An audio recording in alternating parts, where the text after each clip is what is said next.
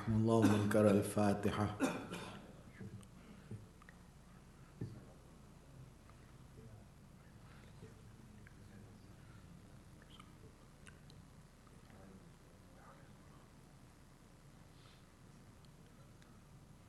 أعوذ بالله من الشيطان الرجيم.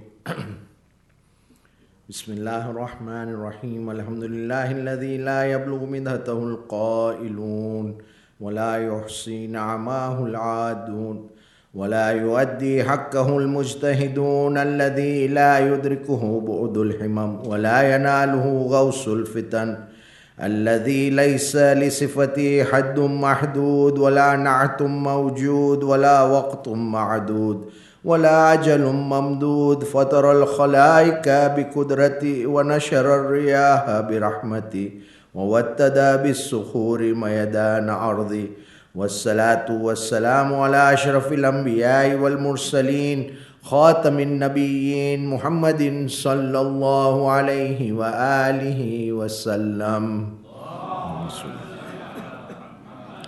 والصلاة والسلام على أهل بيته الطيبين الطاهرين المعصومين المظلومين واللعن الله على أعدائهم أجمعين. قال الله سبحانه وتعالى في كتابه المجيد وفرقان الحميد. بسم الله الرحمن الرحيم. ذلك ومن يعظم شعائر الله فإنها من تقوى القلوب. آمنا بالله وصدق الله العلي العظيم. Assalamu alaikum wa rahmatullahi wa barakatuh. Allah subhanahu wa ta'ala in the 22nd surah, which is Surah Hajj, ayah number 32, tells us, that shall be so, and whoever respects the signs of Allah, this surely is the outcome of the piety of hearts. Respecting the signs of Allah are a means and an outcome of taqwa. Allah commands us that we should revere and respect the signs of Allah. Now, what are these signs? We will come to it. However, one thing is certain, that it is an attestation by Him that those who respect and revere these signs that He has put will bring about and is a result of taqwa that is there. Showing, when we look at the other side of the ayah, showing respect is taqwa al-qulub, whilst the opposite of it is contempt. So if we do not show respect to the signs of Allah, then it is contempt of what Allah wants us to do. Now, what are these signs? Is this the signs that we see across all over us, all around us, by the creation of Allah, the stars, the moon, the sun, and all of them? No, these are specific signs which are symbols, which remind us of Allah subhanahu wa ta'ala. And this is the cause of His remembrance. These signs become a cause of His remembrance. For example, as a clarification to this ayah, when we see at the ayah of Surah Baqarah, when Allah says, Inna Safa wal Marwata min sha'airillah. Surely Safa and Marwa, the mounts of Safa and Marwa, are among the signs that have been appointed by Allah. When we look at Safa, when we look at Marwa, when we do the umur of Hajj, for example, it reminds us of Allah subhanahu wa ta'ala, and it brings about that zeal of remembering Allah subhanahu wa ta'ala. In another place, Allah also emphasizes that you respect the camel that you are taking for sacrifice. So it is not the camel that you are respecting, but it is the command of Allah that you are respecting and revering and remembering Allah subhanahu wa ta'ala. And therefore we go into the principle of reverence. The question that comes to mind is are these the only signs that have been mentioned in the Quran, and are these the only signs that we need to respect and revere? The answer is no. This is a principle that anything that takes us towards the remembrance of Allah subhanahu wa ta'ala, anything that gives us that value, to respect and to obey Allah subhanahu wa ta'ala will become a sign for us, a symbol for us. For example, and we will come to it inshallah, when we look at the alam of Abul Fadl al-Abbas, do we look at the alam as a symbol of worship? No, but it will look at it as a remembrance of the worship of Abul Fadl al-Abbas, and therefore we respect and revere that alam. Now, when we look at this, another example is when we look at Kaaba, for example. When we look at Kaaba, we call Kaaba Baytullah, the house of Allah. Does it mean that Allah lives in that house, or does it mean He stays in that house, in Kaaba? No, of course, no Muslim believes that Allah lives in Kaaba. And not only that, if there is anyone who believes that that is the house where Allah lives in, he could be anything but a Muslim. He cannot be a Muslim because Allah does not have a place. There is no makan for Allah. And therefore, there are many such signs that we need to respect and revere. Some of these signs, and most importantly, are the prophets and the Aimma alayhimus salam. All the prophets, all their places of worship become those signs that remind us when we, for example, go to any prophet's markaz. We will remind ourselves of what? That this is a prophet of Allah who sacrificed for establishing the deen of Allah and therefore is worthy of our reverence and respect. Now, similarly, what is respect? We must also understand what is respect. And respecting and revering these signs, how do we do that? One of the ways is to keep alive their sayings, their ways of life, the way they explain to us, their commands, their recommendations, their places of where they stayed and the places where they have been buried. The graves that are there, that are of the Aimma alayhimus salam and the prophets. And safeguarding their school of thought is a duty, and that is one of the most important parts of revering and respecting these signs. So we look at some of the aspects that have been mentioned in the Quran. One of the most important aspects that have been mentioned in this regard is the event of Ashab-e-Kahf.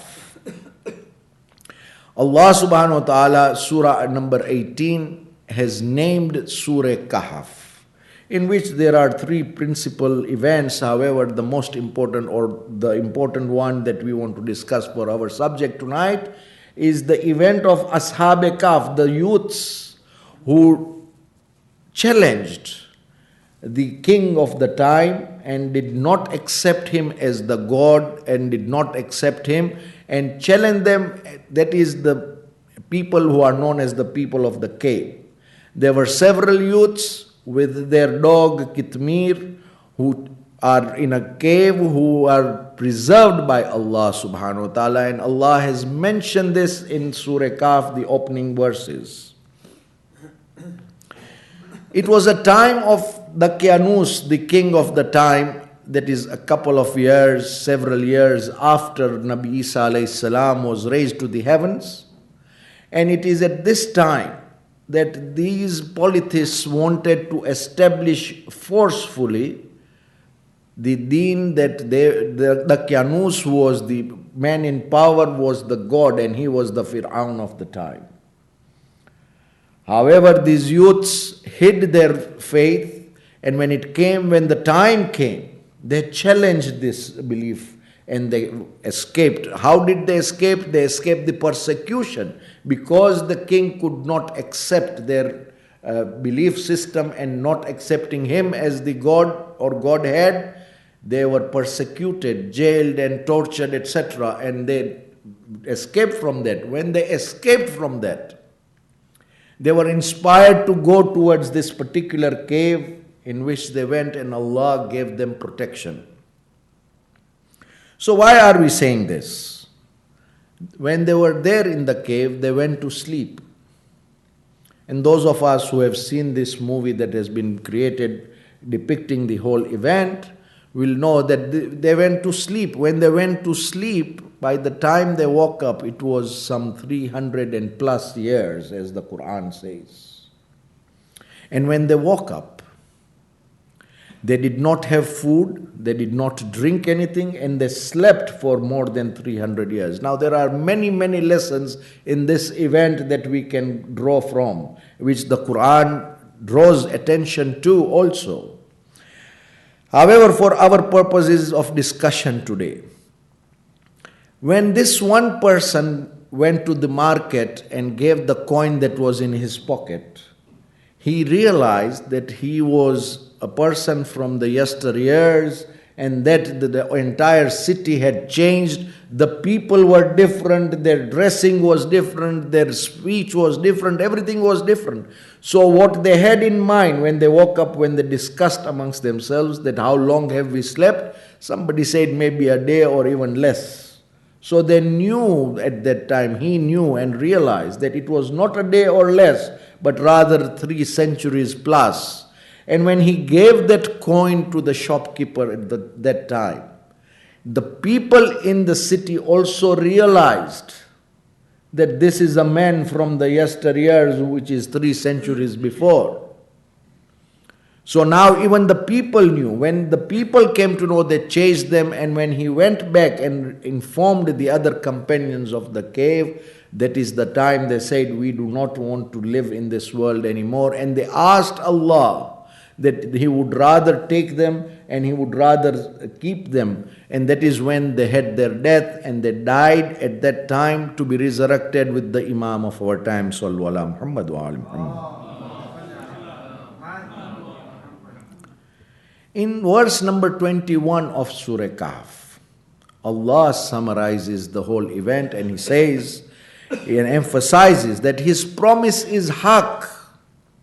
He says, وَكَذَلِكَ أَحْثَرْنَا عَلَيْهِمْ لِيَعْلَمُوا أَنَّ وَعْدَ اللَّهِ حَقٌّ وَأَنَّ السَّاعَةَ لَا رَيْبَ فِيهَا. And thus did we make man to get knowledge of them, that they might know that Allah's promise is true, and that as for the hour there is no doubt about it. What does this mean? What this means is those who are faithful and had brought faith in Allah in the day of Qiyamah, for them this was an endorsement, it was ensuring to understand that this was the correct faith. However, those who had not brought faith, for them this was proof that if people can sleep for 300 plus years, what is the big deal for Allah to raise us after our deaths? This is what Allah is referring to when He says that we made people to get knowledge, that Allah's promise of raising us after our death on the day of Qiyamah is haq, it is the truth, and there is no reason to doubt about it. Now, when it comes to this is the event that proves the power of Allah, and upon everything and every deed that we do, whatever we do for the sake of Allah, Allah preserves it, protects it, and even makes it open for others to understand. Now, when this happened, and when the people of the city went towards the people of the cave, and when they saw them that now they are dead and that they have passed away, there was a dispute amongst the people. There was a group that came up and said, we will build a building upon them, with the intention, the tafasir explained that the intention was so that when there is a building, any building, it will just, people will forget the event. But the people who actually prevailed upon them said, and Allah says this, فَقَالُوا ابْنُوا عَلَيْهِمْ بُنْيَانًا رَبُّهُمْ أَعْلَمُ بِهِمْ. They said, build a monument over them. Their Lord best knows them. He says, Allah knows about their event, it's okay, build a building. But the people who were ghalib, the ones who were prevalent upon that, said, قَالَ الَّذِينَ غَلَبُوا عَلَىٰ أَمْرِهِمْ لَنَتَّخِذَنَّ عَلَيْهِمْ مَسْجِدًا. Those who prevailed in their affairs said, we will certainly raise a masjid over them. Here, masjid is a place of worship. That we will raise a place of worship upon them. Why? So that their remembrance remains alive, and at the same time, by looking at their event, it will remind the worshippers of Allah subhanahu wa ta'ala and His power and His way of doing things the way He wants to happen. Sallu ala Muhammad wa ala. So in this particular ayah and this event, we can see that creating a masjid over certain places where there are special personalities who have been buried is not only not haram, but Allah likes and recommends it so that Allah's remembrance can happen in those places. So one of the biggest arguments that is being presented to us, the Shias, is that it is shirk. When we go to visit a grave, it is shirk. When we say ziyarat and salam to somebody who has passed away, it is shirk. To build a masjid over a grave is shirk. To have a grave inside a masjid is also shirk, and that is shirk, and that is shirk. It just goes on. It is a concept that has been misunderstood. The principle here is that when we revere certain personalities, it is not that we are revering them as Allah or as God or Godheads or assistants of God. No, we revere these personalities because by looking at them, by looking at their way of life, by looking at their graves, it reminds us of their sacrifices to Allah and therefore brings about the remembrance of Allah subhanahu wa ta'ala. Now, when we look at Surah Kahf, there are many, many lessons that we can take. There is the will and power of Allah that has been mentioned here. There is a concise nature of how Allah communicates with us. There is a principle of how people forsake this world for Allah and migrate in order to protect their faith. They did not migrate because they wanted the world. They migrated because they wanted to protect their faith. Concealing of faith. That when it comes to it, that we have to protect ourselves, and if it is the right thing, there is a principle of concealing our faith. And there is Allah's assistance and support which is mentioned. That whatever we do, Allah will support us as long as we are doing it for Him and towards His remembrance. And there are many other lessons that we can get out of this. However, the ulama and the mufassirin tell us that Quran is not a storybook.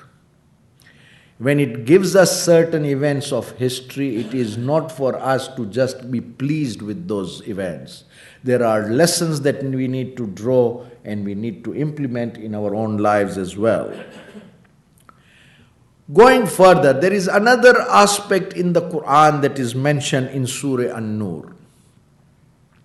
When we look at ayah of Nur, Surah An-Nur has one particular ayah which is ayah number 35, which is called Ayah Nur, in which it is a lengthy ayat in which we have discussed before, and inshallah when we get an opportunity we will discuss again, where Allah discusses about the lamp of guidance, in which the direct reference is for none other than Fatima Zahra wa abiha wa ba'liha wa banuha. Allahumma salli.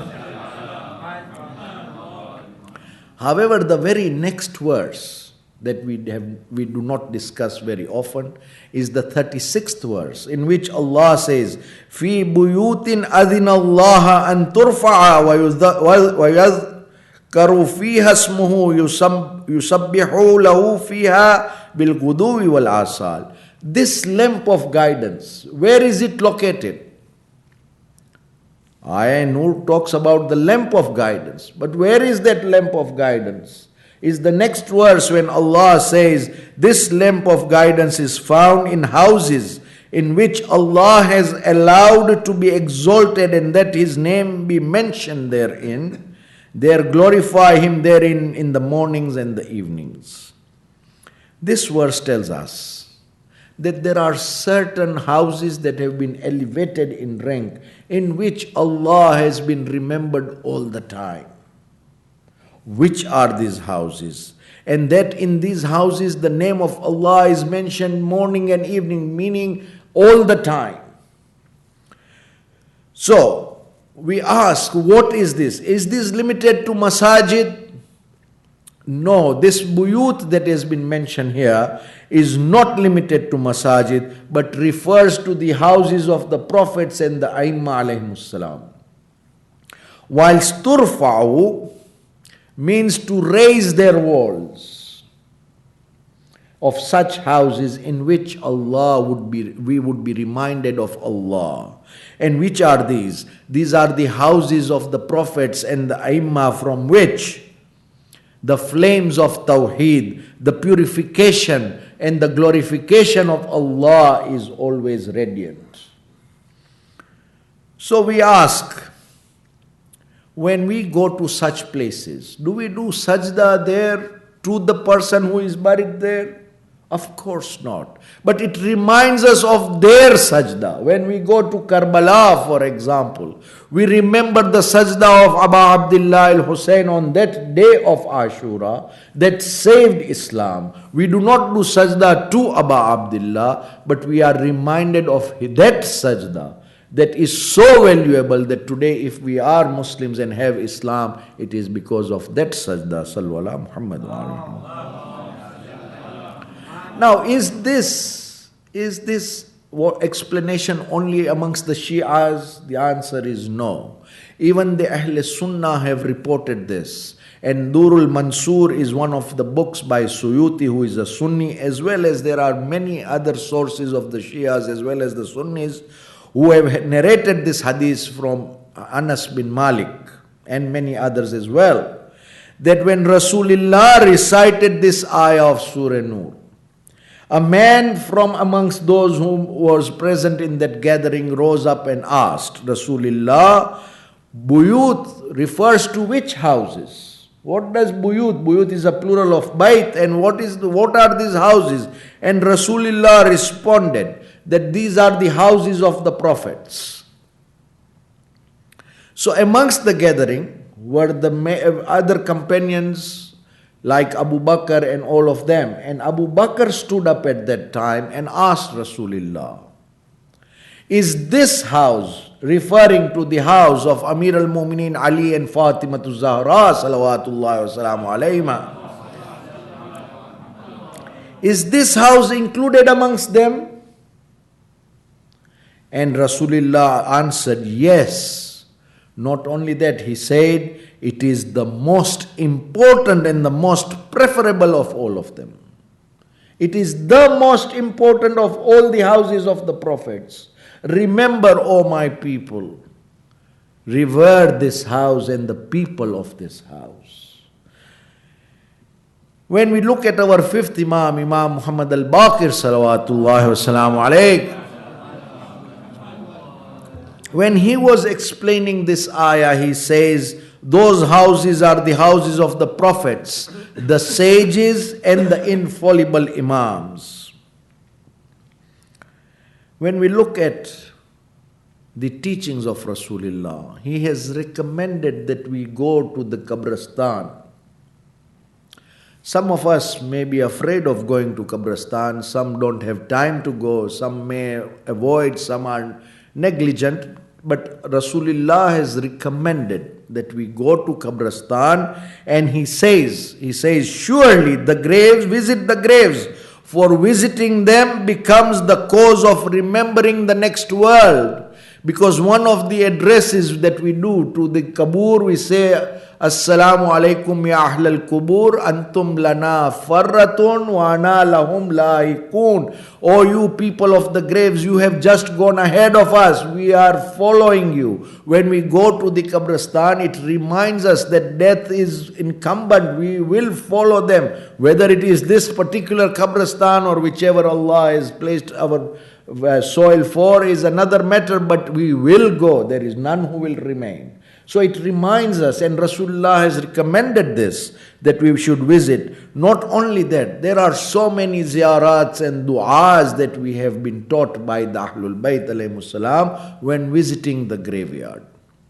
The ziyarat that we recite, for example, Ziyarat-e-Jamia is taught to us by the 10th Imam. Ziyarat of Aba Abdullah has been taught to us by the 6th Imam. So much is the emphasis of the Ziyarat of Aba Abdullah that once when a man came to Imam Sadiq alayhi salam, Imam asked him, "Do you visit my grandfather every day?" And he said, "No." He says, "Do you visit him once a week?" He says, "No." He says, "Do you visit him after every salat?" He says, "No." He says, "Do you visit him once in a month?" He says, "No." He says, "Do you visit him once in a year?" He says, "No." And Imam looks at him, he says, "But oh my Mawla, I live very far from Karbala. I cannot be in Karbala every day." So Imam says, "You visit by doing ziyarat of his from your house." The ziyarat of Aba Abdullah is an important reminder of Allah, and it is one of those recommended acts which is only a lot of thawab, but it will also make a turning point in our lives when we remember the event of Aba Abdullah.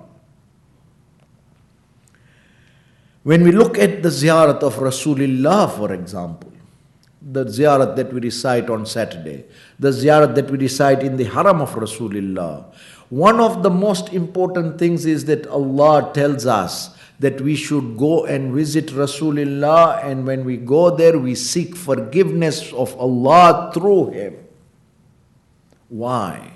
Because Allah wants us to accept and revere Rasulullah, and now that he is in that particular place, there is a place that is dedicated which we call as the Zari of Rasulullah, is a place we must visit. And Rasulullah himself has said that one who goes to the house of Allah for Hajj and does not visit me has been unjust to me.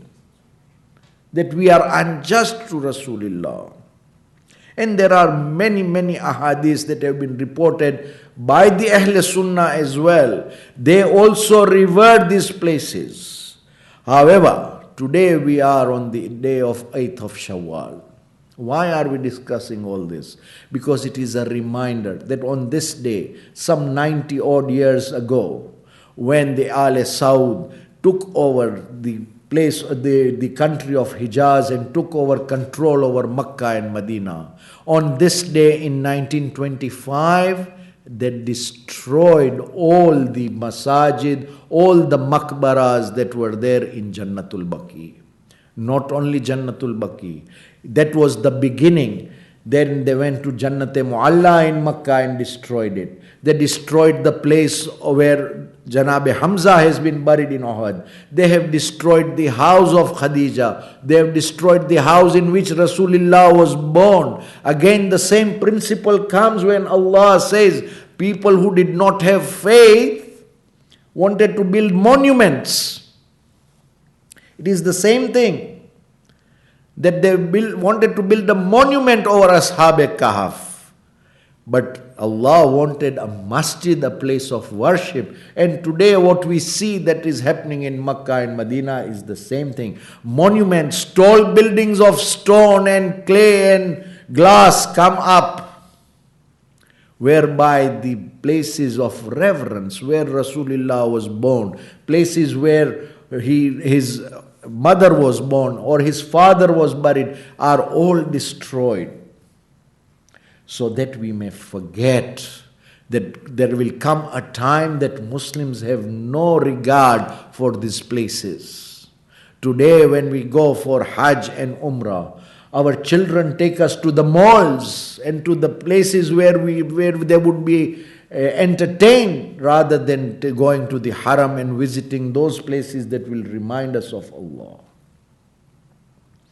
What is Jannatul Baqi? Jannatul Baqi is a place which is a garden in which there are more than 7,000 companions of Rasulullah who are buried there. Besides Rasulullah's aunt, Rasulullah's son Ibrahim, and some of the wives, excluding Janabe Khadija, have been buried there. And there are many companions that are buried there. But most importantly, the aunt of Rasulullah, mother of Amir al-Mu'minin, Fatima bint Asad, is also buried in Jannatul Baqi. And the most important are the 4 sons of Fatimatul Zahra who have been buried in Jannatul Baqi.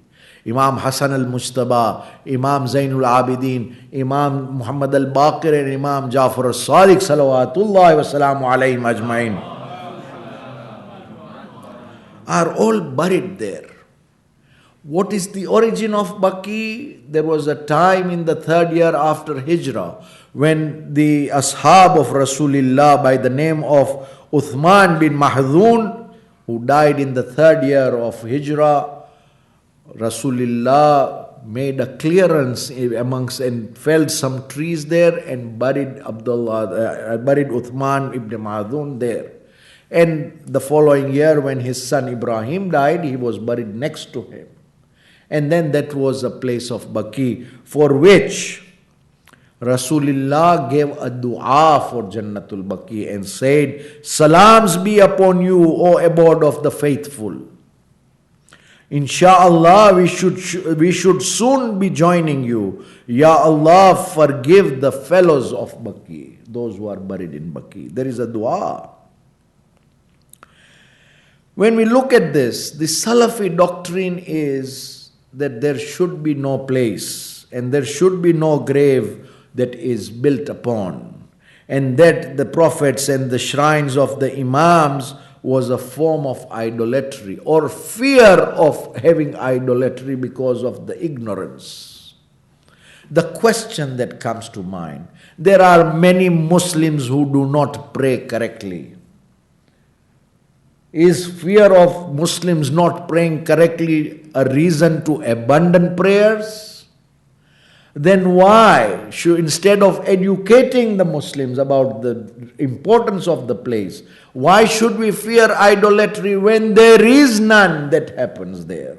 When we go to these madar, these are not places of idol worship. These are not our idols. These are places where we remember Allah and adore Allah subhanahu wa ta'ala. There is a long history about the Wahhabi and the Salafi doctrine of how they have destroyed all these places. But this is for some other time, inshallah. One thing is certain, that they even had an attempt to destroy Masjidun Nabawi. Such was it that their mufti by the name of Ibn Jabhan, he says, "We know that the stone standing on the Prophet's grave is against our principles, na'udhu billah. Your principles, who are you? And to have his grave in a mosque is an abominable sin." Astaghfirullah. Having Rasulullah's grave in Masjidun Nabawi in his own house is a sin. And is that why the first 2 caliphs had that wish to be buried next to Rasulullah? That very fact also reminds us that it is not abominable. It is something that even the Khulafa wished. And this is something that is the most ironic about this. And there are many sites that have been razed to the ground. Unfortunate as it may be, the house in which Khadija was, there is a toilet block that has been built upon it in Makkah. We complained to Rasulullah, "Ya Rasulullah, when you left this world, the Ummah made your daughter Fatima Maluma. Such was her madlumiyat that she cried, Subbat alal masaibu law annaha subbat alal ayyami sirna layaliya." If those atrocities would be given upon the day, it would turn into a dark night. Yes, Ya Rasulullah. After you left, the 75 days that she lived in atrocities. She was a madluma such that she was injured, such that she was one that was not even allowed to cry upon you. And oh Rasulullah, after her shahadat also, the ummah has not given her to rest. Her sons, and which are your sons, we call Yabna Rasulillah, O Rasulillah, they have raised their graves. They have not allowed to have a shelter upon their graves. They do not allow us to even visit those graves. Ya Rasulullah, such were the atrocities that Ali is buried in Najaf. Hussein was sent to Karbala. Imam al-Qadim and Imam al-Jawad are in Kadmain, and Imam Naki and Imam Hadi and Imam Askari are in Samara. Oh Rasulullah, we complain to you. This ummah has given so much hurt to Fatima Zahra. When it comes to Abu Abdullah, that was the height of all atrocities and persecution towards Abu Abdullah. That on the day of Ashura, Hussein was remembering his mother Fatima. Oh Fatima, your Hussein is in trouble today. Ala la'natullahi ala al-qawmi al-zalimin wa saya'lamu alladhina zalamu ayya min kalabin yankalibun. Inna lillah wa inna ilayhi raji'un.